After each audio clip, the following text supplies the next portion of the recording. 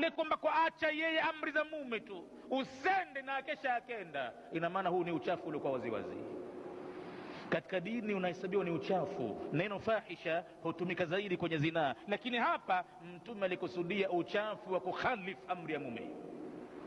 Kwa mwanamke anakuwa katenda uchafu hapa, kwa hakika mbele ya Mwenyezi Mungu inakuwa katenda uchafu mkubwa, kwa sababu haitarajiwi kwa mwanamke wa Kiislamu kwenda kinyume na amri ya mume. Laiti kama anajua cheo cha mume ni nani kwake, basi alikuwa mtii sana, kwa sababu kumtii mume mwanamke ni katika sehemu yake ya ibada, ni katika jambo ambalo litamuingiza peponi. Wa ata'at ba'laha, pale alipomtii mumewe ni katika sehemu ya ibada ya kumtia peponi.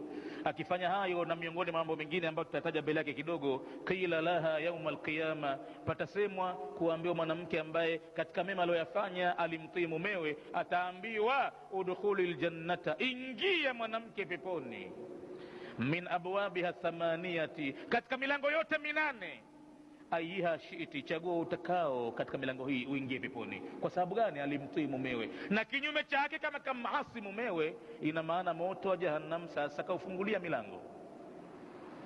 Na hata akifanya ibada gani, huenda Mwenyezi Mungu akakataa ibada zake kwa sababu ya mume. Kama asi asifanye kabisa maskhara mwanamke na mume.